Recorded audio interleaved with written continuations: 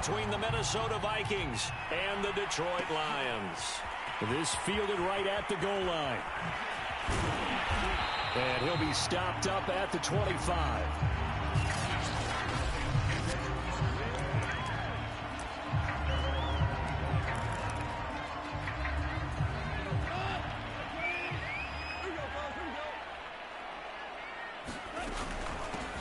First carry for DeAndre Swift.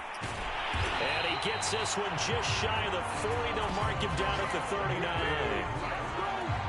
Well, there's plenty of real estate for him to maneuver on that run. And let's face it, it shouldn't be a surprise. He's one of the better backs in the league.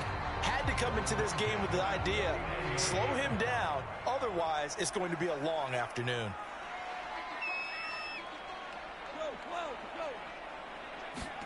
Goff on first down. Trying to get it to Williams, but it's intercepted. Mackenzie Alexander with a pick.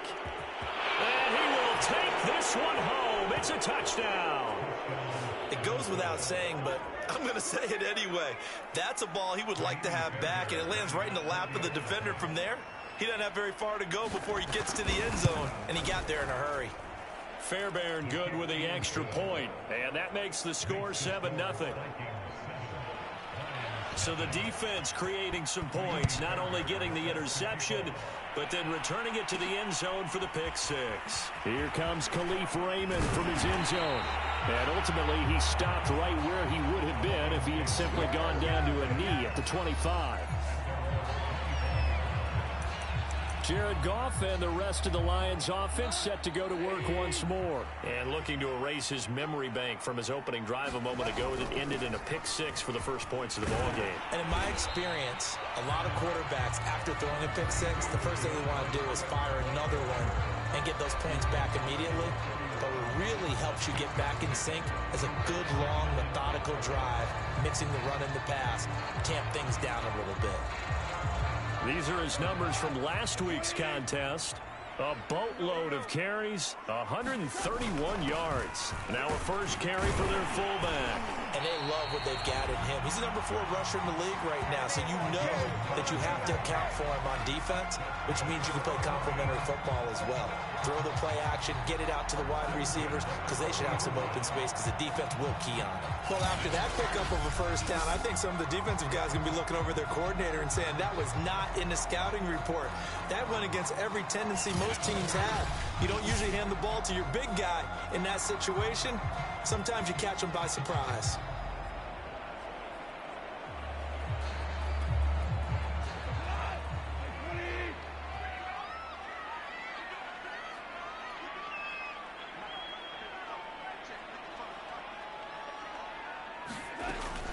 On 1st and 10, it's Swift. And he'll lose yardage on the play back at the 37-yard line. A loss of a full 3 yards, and now it's 2nd down.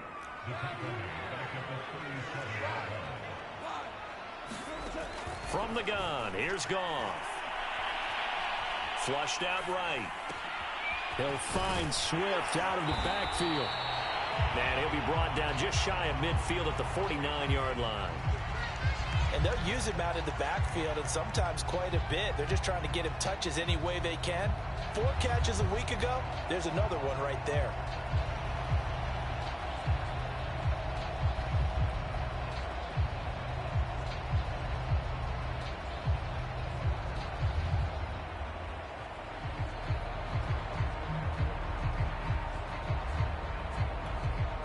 I see an extra defensive back on the field. Little surprise here on 3rd and 1.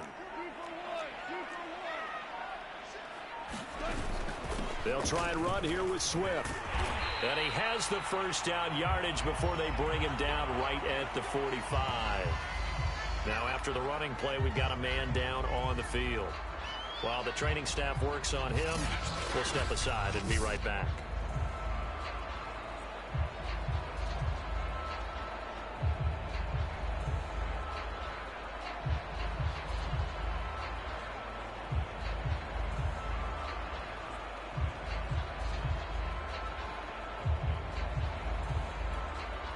From Viking territory now, they'll come up 1st and 10 at the 45-yard line.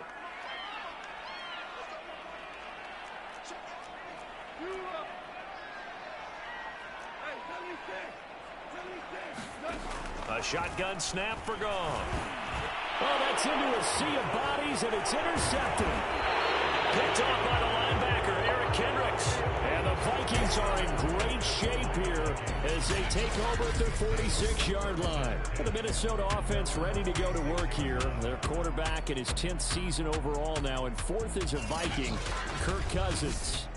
Not bad for a 4th-round draft pick. Well over 100 career starts now. And the chemistry with his top targets, really on point. They spend a lot of time in practice and after practice making sure the routes are run well, and he knows exactly where they're going to be on the field. And when they get open, he delivers. Cousins and the Vikings with a 1st and 10 at their own 46.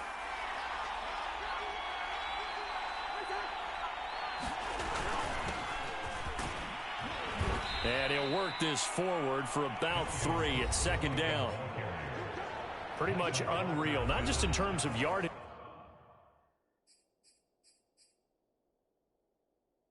Charles, but also throw in the 3 touchdowns as well. When you put the whole package together, I can make you a pretty good guarantee right now. He's going to see a few more people in the box every time he lines up. Yeah, I don't think that the defense has any choice. They've got to stop him. Can't let a repeat performance like that. Agreed. So, Charles, defensively here, you're going up against a veteran quarterback. He's got a lot of know-how, a ton of savvy, but a guy who's not the most mobile of quarterbacks. What's the plan of attack? You spend all week pumping up your defensive front. Your defensive tackles, your defensive ends, your outside linebackers, the guys that go after the quarterback the most, because you know that he's not going to run and beat you consistently throughout the game. You can rush more aggressively off the edge and even up the middle, because even if he evades you, he's not going to go very far. You have a lot more confidence going after him in the pocket. They'll run it. Here's Cook. And he's able to pick up the 1st down here before he goes down at the 26. Counting down toward the midway point in quarter 1. 1st down. Here's the run with Cook. A solid run on 1st down. Gain of 7 leaves him with a 2nd and 3.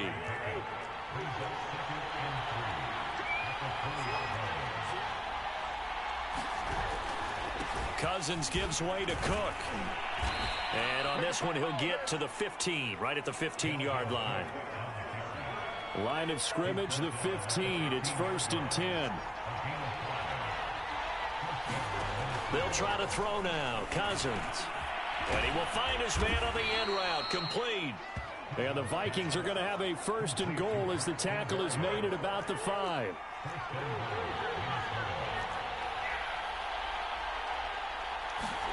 To throw is Cousins. Touchdown! That's caught. Braxton Berrios, his 1st touchdown on the year. And the Vikings are going to widen that advantage. Early on, they have all facets of the game working in tandem. Yeah, you get the defensive touchdown early to give you the 1st score, and then your offense piggybacks on top of that and gets their own. And any coach we've ever talked to, we've had that conversation with them prior to the game. They always say, you know, if we can score on defense or special teams, that gives us like a 95% chance of winning the game. I don't know if that number's correct, but it certainly does tend to play out that way, doesn't it? It does. And he will be brought out here inside the 20. Good coverage as he's dropped at the 17.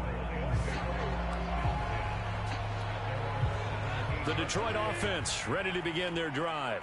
And 2 interceptions thrown here in this 1st half. You hear it, no matter the sport, they say the great athletes, they can kind of have a short-term memory, but that's easier said than done. It is easier said than done, but I played with a guy who threw 2 interceptions in the 1st quarter of a really big game we were playing. Johnny Unitas? And no, not quite at that level and not at that age. But I was going for the age. I remember looking over at him, and he was smiling. And I thought, what is he smiling about? It's because he had enough confidence in himself that that was a fluke.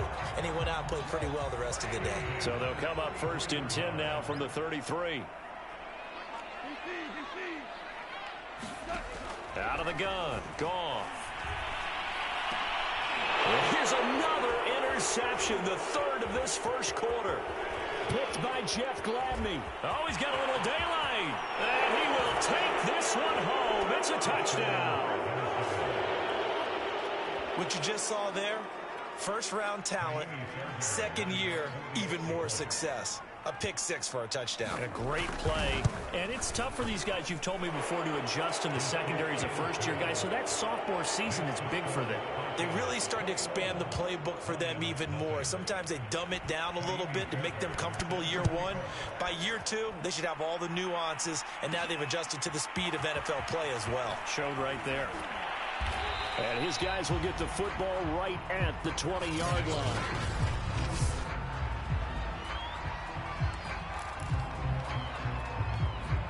The Lions offense ready to kick off their next drive. And fresh off the pick six, they've got to forget about that quickly. In this case now, the guy throwing the ball, he's got to be like what we talk about with defensive backs who get beat for a long touchdown. Short-term memory, right back out there doing the things that he does best, and knowing that taking care of the ball is paramount. Here's his opportunity. All comes back to those defensive backs for the former DB, right? I don't know where that comes from. It just kind of emerges out of me for some reason. It's deep in there, right? And he gets it to the 32. Good enough for a first down. It's amazing how much advice defensive players get on third down. You hear the bench screaming out, watch the draw, watch the screen, watch the pass here. Very rarely do they reference watching the fullback, and he slipped through and picked up a first down. Being chased out left. And his pass is intercepted for the fourth time today.